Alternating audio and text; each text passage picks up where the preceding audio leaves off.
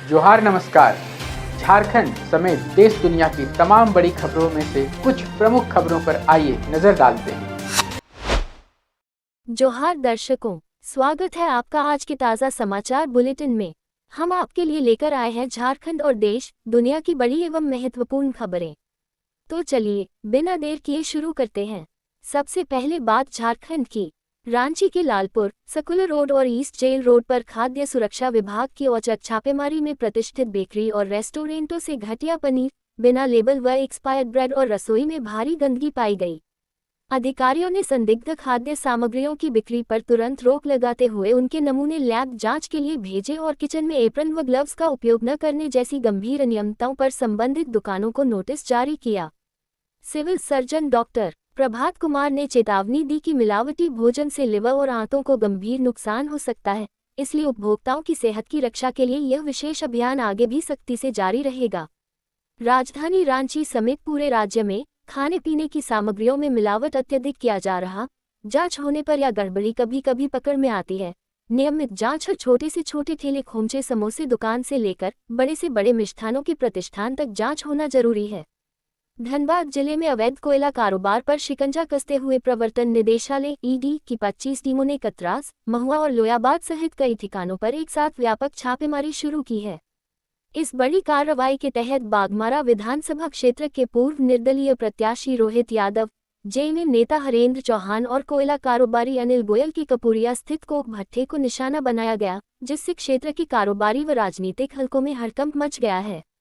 घंटों तक चली इस विस्तृत जांच के दौरान केंद्रीय एजेंसी को पेन ड्राइव और कई अत्यंत महत्वपूर्ण दस्तावेज हाथ लगे हैं, जिनके जरिए अवैध कोयला नेटवर्क और वित्तीय अनियमितताओं के तार खंगाले जा रहे हैं। जेपीएससी में हुई अनियमितताओं की जांच कर रही सीआईडी ने लंबी पूछताछ के बाद पूर्व अध्यक्ष एल ख्यांगते का पासपोर्ट जब्त कर लिया है और उन्हें पुनः पूछताछ के लिए तलब किया है। मुख्यमंत्री हेमंत सोरेन के निर्देश पर जेपीएससी मुख्यालय में पड़ी छापेमारी के दौरान बरामद साक्ष्यों और उप परीक्षा नियंत्रक श्वेता गुप्ता समेत 5 आरोपियों की गिरफ्तारी के बाद पूर्व अध्यक्ष ने अपने पद से इस्तीफा दे दिया था। हालांकि ख्यांगते ने निष्पक्ष जांच की खातिर खुद इस्तीफा देने का दावा किया है, जबकि गिरफ्तार उप परीक्षा नियंत्रक ने खुलासा किया है कि आयोग में सारी गड़बड़ियां पूर्व अध्यक्ष की जानकारी में ही हुई थी। झारखंड में स्वास्थ्य कार्यक्रमों के प्रभावी कार्यान्वयन से हेपेटाइटिस बी की संक्रमण दर घटकर 1.58% पर आ गई है। हालांकि हेपेटाइटिस सी के मामलों में 0.64% तक की वृद्धि ने स्वास्थ्य विभाग की चिंता बढ़ा दी है। वर्ष 2030 तक इस बीमारी के पूर्ण उन्मूलन का लक्ष्य हासिल करने के लिए राज्य सरकार सभी 5 प्रमंडलों में ट्रूनेट मशीनों के जरिए वायरल लोड जांच की त्वरित सुविधा उपलब्ध करा रही है। चिकित्सा विशेषज्ञों के अनुसार दूषित रक्त व असुरक्षित सुई जैसे कारणों से फैलने वाले हेपेटाइटिस सी का 99% तक सफल इलाज संभव है, लेकिन शुरुआती लक्षणों की अनदेखी लीवर सिरोसिस व कैंसर का कारण बन सकती है, जिसके प्रति व्यापक जनजागरूकता अत्यंत आवश्यक है। कांग्रेस प्रदेश अध्यक्ष केशव महतो कमलेश के नेतृत्व में एक प्रतिनिधिमंडल ने मुख्य निर्वाचन पदाधिकारी से मिलकर झारखंड में एएसडीडी सूची में लापता मतदाताओं की बढ़ती संख्या पर चिंता जताई और इन्यूमरेशन व नोटिस प्रक्रिया की अवधि बढ़ाने की मांग की। पार्टी ने प्रमुख शहरी क्षेत्रों में 75,000 से 1.15 लाख तक दर्ज अनुपस्थित मतदाताओं, सावन मेले के कारण प्रशासनिक व्यस्तता और बीएलओ द्वारा पावती रसीद न दिए जाने जैसी समस्याओं को उठाया। इस ज्ञापन पर संज्ञान लेते हुए मुख्य निर्वाचन पदाधिकारी ने 5 अगस्त के बाद चुनाव आयोग से कम 15 दिनों का अतिरिक्त समय बढ़ाने की सिफारिश करने का आश्वासन दिया है। केंद्रीय कोयला एवं खनन राज्य मंत्री सतीश चंद्र दुबे ने राज्यसभा में जानकारी दी कि पिछले 5 वर्षों में झारखंड में कोयला खनन परियोजनाओं से विस्थापित 6,591 परिवारों का पुनर्वास किया गया है और उन्हें कुल 1,108 करोड़ रुपए से अधिक का मुआवजा बांटा गया है। इसमें कोल इंडिया की सहायक कंपनियों बीसीसीएल, सीसीएल, ईसीएल ने 1,791 परिवारों को बसाकर 587 करोड़ रुपए का मुआवजा देने के साथ कई पात्रों को नौकरियां दी, जबकि एनटीपीसी की परियोजनाओं से विस्थापित 4,800 परिवारों के बीच 520.80 करोड़ रुपए वितरित किए गए। सरकार ने सदन को आश्वस्त किया कि विस्थापितों के पुनर्वास और मुआवजा संबंधी लंबित मुद्दों के पारदर्शी तथा समयबद्ध समाधान के लिए शीर्ष स्तर पर नियमित समीक्षा और निगरानी की जा रही है।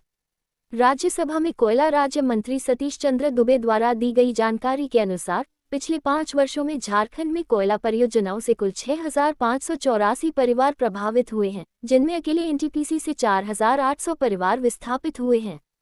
प्रभावितों को मुआवजा और पुनर्वास लाभ देने के साथ सीसीएल ने 968 और एसीएल ने 174 लोगों को रोजगार प्रदान किया, जबकि बीसीसीएल ने किसी भी विस्थापित को नौकरी नहीं दी। राज्य में कोयला खनन के विस्तार के साथ भूमि अधिग्रहण, मुआवजा और रोजगार से जुड़े विवादों के कारण विस्थापन और पुनर्वास आज भी एक अत्यंत जटिल समस्या बना हुआ है। सीसीएल और बीसीसीएल के महाप्रबंधक स्तर के अधिकारी स्थानीय रैयत और वास्तविक प्रभावितों के पुनर्वास और मुआवजे भुगतान को लेकर बेहद उदासीन रवैया रखते हैं। झारखंड कर्मचारी चयन आयोग जेएसएससी ने उत्पाद सिपाही परीक्षा 2023 के तहत लिखित व मेडिकल जांच में सफल 679 शॉर्टलिस्टेड अभ्यर्थियों को 3 और 4 अगस्त को प्रमाण पत्र सत्यापन डीवी के लिए आमंत्रित किया है। सत्यापन प्रक्रिया में शामिल होने वाले अभ्यर्थियों को अपने मूल प्रमाण पत्रों के साथ समय से 1 घंटा पहले आयोग कार्यालय पहुंचने का निर्देश दिया गया है, जबकि अनुपस्थित अभ्यर्थियों को 10 अगस्त को अंतिम अवसर दिया जाएगा। इसके साथ ही आयोग ने अनारक्षित वर्ग के लिए 548, एसटी के लिए 490, एससी के लिए 515 सहित अन्य सभी श्रेणियों के लिए कोटिवार कट ऑफ अंक भी जारी कर दिए हैं।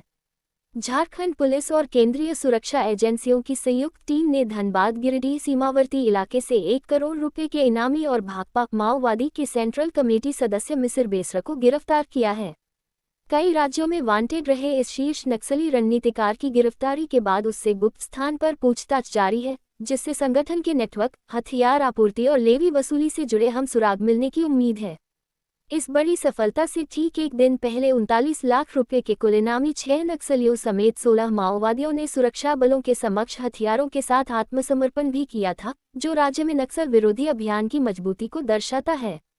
झारखंड सरकार और टाटा मोटर्स ने जमशेदपुर में institute of driving training and research (IDTR) की स्थापना के लिए एमओयू पर हस्ताक्षर किए हैं, जिसका उद्देश्य राज्य में ड्राइविंग लाइसेंस प्रक्रिया को सुलभ व पारदर्शी बनाने के साथ साथ युवाओं को आधुनिक तकनीक आधारित प्रशिक्षण देना है।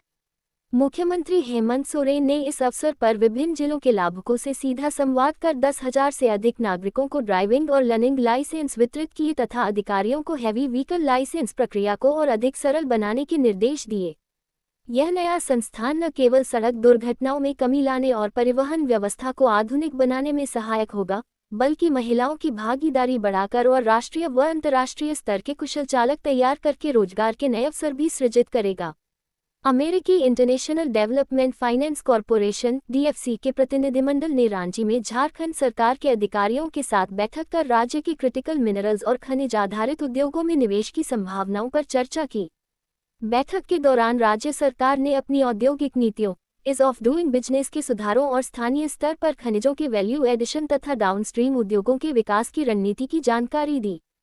DFC प्रतिनिधियों ने झारखंड के समृद्ध खनिज भंडार और निवेशक अनुकूल माहौल की सराहना की, जिस पर दोनों पक्षों ने भविष्य में निवेश व सहयोग को आगे बढ़ाने पर सहमति व्यक्त की। सावन महीने के दौरान कांवड़ मेलों पर संभावित आतंकी खतरे के खुफिया इनपुट मिलने के बाद झारखंड में देवघर श्रावणी मेला सहित सभी प्रमुख धार्मिक स्थलों पर हाई अलर्ट जारी कर सुरक्षा व्यवस्था कड़ी कर दी गई है। गृह मंत्रालय और विशेष शाखा के निर्देशों के बाद अल-कायदा, लश्कर, जैश और खालिस्तानी समर्थकों जैसे कट्टरपंथी संगठनों की गतिविधियों के साथ साथ सोशल मीडिया और भीड़भाड़ वाले क्षेत्रों पर पैनी नजर रखी जा रही है। श्रद्धालुओं की सुरक्षा सुनिश्चित करने के लिए मंदिर परिसरों, रेलवे स्टेशनों व बस स्टैंडों पर अतिरिक्त निगरानी के साथ साथ मेला क्षेत्र में खाद्य पदार्थों और पेयजल आपूर्ति की नियमित जांच के सख्त निर्देश जारी किए गए हैं। पिपरवार के नेगडुआ और पर्रियाटाड़ गांव के ग्रामीणों ने सरकारी उपेक्षा के कारण मानसून में संपर्क टूटने की समस्या से निपटने के लिए जुगाड़ तकनीक से नाले पर लकड़ी का पुल बना लिया है। आजादी के 80 वर्ष बाद भी मूलभूत सुविधाओं से वंचित पर्रियाटाड़ गांव बारिश के दिनों में टापू बन जाता था, जिससे आवागमन ठप होने के साथ किसानों को कृषि कार्य में भारी कठिनाई होती थी। ग्रामीणों ने कई बार अधिकारियों द्वारा निरीक्षण के बावजूद पुल न बनने पर नाराजगी जताते हुए स्थानीय विधायक और सांसद से पक्की सड़क तथा पुलियों के शीघ्र निर्माण की मांग की है। मैक्यूस्कीगंज स्थित लिटिल विंग स्कूल में कारगिल विजय दिवस पर आयोजित कार्यक्रम में विद्यार्थियों ने नाटक, कोलाज, देशभक्ति नारों और सांस्कृतिक नृत्य के माध्यम से वीर शहीदों के अदम्य साहस को भावपूर्ण श्रद्धांजलि दी। निदेशक ऋषि कुमार की उपस्थिति में हुए इस आयोजन में छात्रों और शिक्षकों ने राष्ट्र की एकता व अखंडता की रक्षा का संकल्प लिया, जिसकी अभिभावकों ने काफी सराहना की। मैक्लुस्कीगंज के सखुवाटार में 1 अगस्त को भारतीय क्रिकेटर रोहित शर्मा की क्रिक किंगडम क्रिकेट अकादमी का उद्घाटन उनके भाई विशाल शर्मा द्वारा किया जाएगा। झारखंड की इस पहली आधुनिक अकादमी में युवा खिलाड़ियों को अनुभवी कोचों के मार्गदर्शन में अंतर्राष्ट्रीय स्तर की कोचिंग, फिटनेस ट्रेनिंग और वैज्ञानिक तकनीक के आधार पर तैयार किया जाएगा।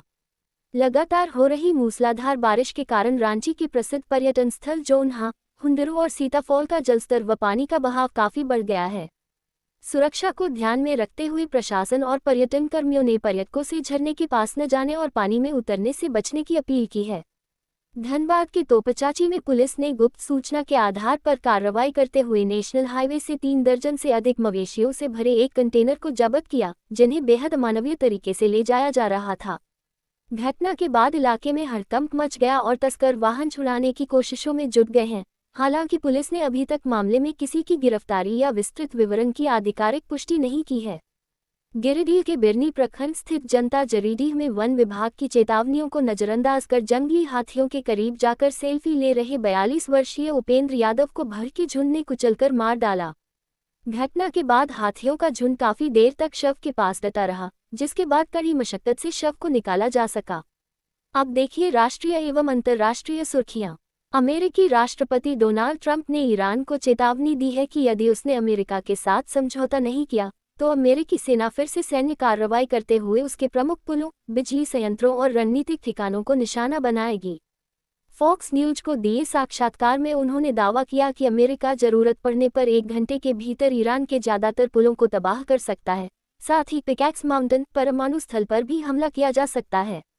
हालांकि ट्रंप ने स्पष्ट किया कि वे आम नागरिकों को प्रभावित करने वाले डिसैलिनेशन प्लांट पर हमला नहीं करेंगे और उनका उद्देश्य केवल ईरान की रणनीतिक क्षमता को तोड़ना है।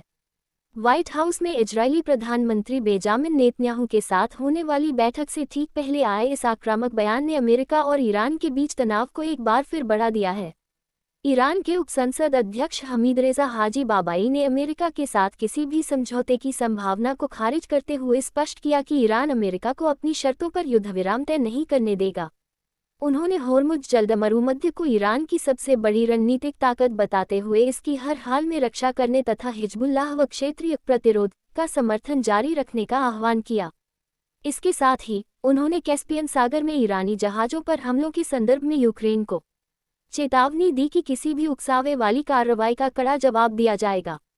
अमेरिकी राष्ट्रपति डोनाल्ड ट्रंप मंगलवार को व्हाइट हाउस में यूक्रेन के राष्ट्रपति वोलोदिमिर जेलेंस्की और इजरायल के प्रधानमंत्री बेंजामिन नेतन्याहू से अलग-अलग द्विपक्षीय मुलाकात करेंगे। नेतन्याहू के साथ बैठक का मुख्य फोकस ईरान के सुरक्षा खतरे, लेबनान वार्ता और अब्राहम समझौते को आगे बढ़ाने पर होगा, जबकि जेलेंस्की के साथ रूस यूक्रेन युद्ध को समाप्त करने के प्रयासों पर चर्चा की जाएगी। इन महत्वपूर्ण मुलाकातों के बाद तीनों नेता अमेरिका के दिवंगत सेनेटर लिंडसे ग्राहम के अंतिम संस्कार में भी शामिल हो सकते हैं। जापान मौसम विज्ञान एजेंसी के अनुसार मंगलवार को देश के दक्षिणी कुमामोटो इलाके में 7.1 तीव्रता का शक्तिशाली भूकंप आया है। इस भूकंप का केंद्र समुद्र की सतह से 10 किलोमीटर की गहराई में स्थित था। भूकंप के कारण जानमाल के नुकसान को लेकर फिलहाल कोई आधिकारिक सूचना उपलब्ध नहीं है और खबर को अपडेट किया जा रहा है। पाकिस्तान के कब्जे वाले कश्मीर पॉक में विधानसभा चुनाव के पहले चरण के दौरान सुरक्षा बलों और जॉइंट अवामी एक्शन कमेटी (JAC) के बीच हुई हिंसक झड़पों में 14 कार्यकर्ताओं की मौत का दावा किया गया है। जहां संगठन ने सुरक्षा बलों पर शांतिपूर्ण प्रदर्शनकारियों पर अकारण गोलीबारी का आरोप लगाया, वहीं पुलिस ने प्रदर्शनकारियों द्वारा हथियारबंद होकर पहले फायरिंग करने का दावा किया है। इस हिंसा और मानवाधिकार उल्लंघनों के विरोध में ब्रिटेन के ब्रैडफोर्ड स्थित पाकिस्तानी वाणिज्य दूतावास के बाहर कश्मीरी कार्यकर्ताओं ने जोरदार प्रदर्शन कर घटना की कड़ी निंदा की। संसद के मानसून सत्र के दौरान लोकसभा में लोक परीक्षा अनुचित साधनों की रोकथाम संशोधन विधेयक 2026 पर चर्चा के दौरान पक्ष और विपक्ष के बीच तीखी बहस देखने को मिली। विपक्ष की ओर से प्रियंका गांधी, केसी वेणुगोपाल, डिम्पल यादव और एसयू वेंकटेशन ने शिक्षा व्यवस्था के निजीकरण, नीट परीक्षा की प्रासंगिकता और प्रदर्शनकारी छात्रों पर बर्बरता को लेकर सरकार तथा प्रधानमंत्री पर तीखे हमले बोले। वहीं सत्ता पक्ष की ओर से भाजपा सांसद अनुराग ठाकुर ने पेपर लीक की तुलना आतंकवाद व नक्सलवाद से करते हुए मोदी सरकार द्वारा इस समस्या के स्थायी और निर्णायक समाधान का पूर्ण आश्वासन दिया। कॉकरोच जनता पार्टी सीजेपी के प्रवक्ता सौरभ दास ने सुप्रीम कोर्ट के हालिया अंतरिम आदेश पर चिंता जताते हुए आरोप लगाया कि सरकार इसकी आड़ लेकर प्रदर्शनकारी छात्रों पर दर्ज फर्जी वापस लेने के अपने 25 जुलाई के वादे से मुकर सकती है। पार्टी अध्यक्ष अभिजीत दीपके और सौरभ दास ने सरकार से मांग की है कि वह समझौते की शर्तें अदालत के समक्ष रखे और सभी मुकदमों को तुरंत वापस ले। सीजेपी ने चेतावनी दी है कि यदि सरकार ने दी गई समय सीमा के भीतर अपना वादा पूरा नहीं किया और छात्रों का उत्पीड़न जारी रखा तो पार्टी एक बार फिर व्यापक देशव्यापी आंदोलन शुरू करेगी। नीट यूजी पेपर लीक मामले में सीबीआई की इकोनॉमिक ऑफेंस विंग ने मंगलवार को राउज एवेन्यू स्थित स्पेशल फास्ट ट्रैक कोर्ट में 13 आरोपियों के खिलाफ चार्जशीट दाखिल की है। जांच एजेंसी ने सभी न्यायिक हिरासत में मौजूद आरोपियों पर BNS 2023 prevention of corruption act और लोक परीक्षा अनुचित साधनों की रोकथाम अधिनियम 2024 की विभिन्न गंभीर धाराओं के तहत मामला दर्ज किया है। इस चार्जशीट को 29 जुलाई को अदालत के समक्ष पेश किया जाएगा। गृह मंत्रालय ने सशस्त्र सीमा बल एसएसबी में कांस्टेबल जनरल ड्यूटी की सीधी भर्ती के नए नियमों के तहत 50% पद पूर्व अग्निवीरों के लिए आरक्षित कर दिए हैं। इस नए नियम के तहत अग्निवीरों को फिजिकल एफिशिएंसी टेस्ट पैक से पूरी छूट दी जाएगी तथा पहले बैच को उम्र सीमा में 5 वर्ष और बाद के बैचेस को 3 वर्ष की राहत मिलेगी। वहीं शेष 50% पदों पर सामान्य अभ्यर्थियों की भर्ती पुरानी चयन प्रक्रिया के अनुसार ही लिखित परीक्षा, फिजिकल और मेडिकल टेस्ट के आधार पर की जाएगी। लोकसभा में लोक परीक्षा संशोधन विधेयक 2026 पर चर्चा के दौरान कांग्रेस सांसद गौरव गोगोई ने नीट पेपर लीक, 21 छात्रों की आत्महत्या और आरोपियों को मिली जमानत का हवाला देते हुए केंद्र सरकार की शिक्षा नीतियों तथा संवेदनहीनता पर सवाल उठाए। उन्होंने प्रधानमंत्री पर शिक्षा सुधार और पेपर लीक रोकने के बजाय सोशल मीडिया पर ध्यान केंद्रित करने का आरोप लगाते हुए इस विधेयक को केवल एक दिखावा करार दिया। इसके अलावा गोगोई ने असम में भीषण बाढ़ से हुई 70 लोगों की मौत और भारी तबाही को लेकर केंद्र सरकार से तत्काल विशेष राहत पैकेज देने की मांग की। नीट पेपर लीक को लेकर बिहार बंद के दौरान हुई हिंसा मामले में बेऊर जेल में बंद पूर्व मंत्री तेजप्रताप यादव और 4 छात्र कार्यकर्ताओं को जमानत मिलने के बाद मंगलवार देर शाम रिहा कर दिया गया। शनिवार को पटना के मॉल से गिरफ्तार किए गए तेजप्रताप यादव के खिलाफ गांधी मैदान थाने में दंगा भड़काने समेत कई गंभीर धाराओं में केस दर्ज किया गया था। अदालत द्वारा जमानत अर्जी मंजूर किए जाने और जरूरी कागजी प्रक्रिया पूरी होने के बाद जेल प्रशासन ने सभी 5 लोगों की रिहाई की पुष्टि की है। ये थी आज की बड़ी खबरें। अगर आप ऐसे ही अपडेट्स पाना चाहते हैं तो हमारे यूट्यूब चैनल को सब्सक्राइब करें, फेसबुक पेज को लाइक करें और इस वीडियो को लाइक एवं शेयर जरूर करें। फिर मिलेंगे अगले बुलेटिन में। तब तक के लिए जोहार और नमस्ते। कैसी लगी आपको हमारी ये खबर, ये हमें कमेंट बॉक्स में लिखकर जरूर से बताएं और ऐसे ही नवीनतम ताज़ा अपडेट्स, खास खबरों से रूबरू बने रहने के लिए बने रहें हमारे संग। कैमरा के पीछे से मेरा सहयोग कर रहे अजय महतो, आनंद चौहान के साथ मैं यजत पिंटू रांची।